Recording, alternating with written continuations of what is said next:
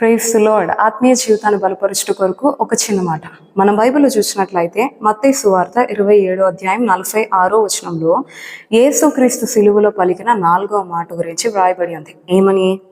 ఇంచుమించు 3 గంటలప్పుడు యేసు ఏలీ ఏలీ లామా సబక్తాని అని బిగ్గరగా కేకవేశాను. ఆ మాటకు నా దేవా నన్నెందుకు చేయి విడిచితివని అర్థం. యేసుక్రీస్తు సిలువలో 4వసారి ఏమని మాట్లాడాడంటే అండి, నా దేవా నన్నెందుకు చెయ్యి విడిచితివి అని తండ్రి అయిన దేవుణ్ణి అడుగుతున్నాడు. యేసుక్రీస్తు సిలువలో ఎంతో గొప్ప శ్రమ, ఎంతో వేదనతో, పైనేమో ముళ్ళ కిరీటం, 2 చేతులకి మ్రేకులు, 2 కాళ్ళకి మ్రేకులు, ప్రక్కలో బల్లెంపోటు, ఎంతో వేదన, ఎంతో బహు ఇబ్బందికరమైన పరిస్థితిలో ఉన్నాడు. ఆ నొప్పు, ఆ వేదన ఎక్కువైపోతుంది. పైపెచ్చు అలాంటి సందర్భంలో కూడా యేసుక్రీస్తు తండ్రితో సహవాసాన్ని కోరుకుంటున్నాడు. ఏం కోరుకుంటున్నాడు?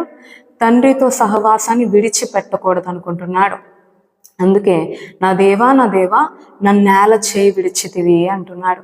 దేవుని బిడ్డ, ఈరోజు యేసయ్య మనకు నేర్పిస్తున్న పాఠం ఏంటి అంటే, మనం సుఖంలోనే దేవునితో సహవాసం చేసేవారిగా ఉండకూడదు. చాలాసార్లు దేవుడు నీ జీవితంలో అద్భుతాలు చేస్తే, దేవుడు నీ జీవితంలో గొప్ప కార్యాలు చేసినప్పుడు సంతోషంగా దేవుని సేవిస్తున్నావేమో, సంతోషంగా దేవుని మందిరానికి రావడం, గంటల తరబడి దేవునితో సహవాసం చేయడం అన్నీ చేస్తున్నావేమో. కానీ నీ జీవితంలో ఒక చిన్న కష్టం వస్తే, ఒక చిన్న అనారోగ్యం వస్తే, ఒక చిన్న వేదన వస్తే, బాధ వస్తే, అనుకోలేని పరిస్థితి నీ జీవితంలో ఏర్పడితే, అలాంటి సందర్భంలో కూడా నువ్వు దేవునితో సంతోషంగా సహవాసం చేసే వ్యక్తిగా ఉండాలి. ప్రభు అదే మనకు నేర్పిస్తున్నాడు.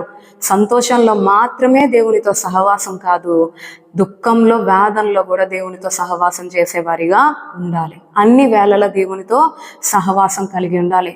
ఈరోజు నీ జీవితంలో దేవునితో సహవాసం కలిగి ఉంటున్నావా? ప్రతిరోజు అనుదినం దేవునితో సహవాసం కలిగి జీవిస్తున్నావా? నా జీవితంలో శాంతి లేదు, సమాధానం లేదు, నేను దేవునితో సహవాసం చెయ్యట్లేదు అంటున్నావా? నువ్వు మొదటిగా దేవునితో సహవాసం చేస్తేనే కదా దేవుడు నీకు శాంతిని, సమాధానాన్ని ఇస్తాడు. బైబిల్లో యోబు గ్రంథంలో ఒక మాట ఈ విధంగా వ్రాయబడి ఉంటుంది. ఏమని అంటే, దేవునితో సహవాసం నువ్వు చేసిన ఎడల నీకు సమాధానం కలుగుతుంది అని. నిజమే, మనం ప్రభుతో సహవాసం చేస్తే ఆయన మనకి సమాధానం ఇస్తాడు. దేవునితో సహవాసం చేస్తే ఈ లోకంలో ఎట్లా బ్రతకాలో దేవుని కొరకు తెలియజేస్తాడు.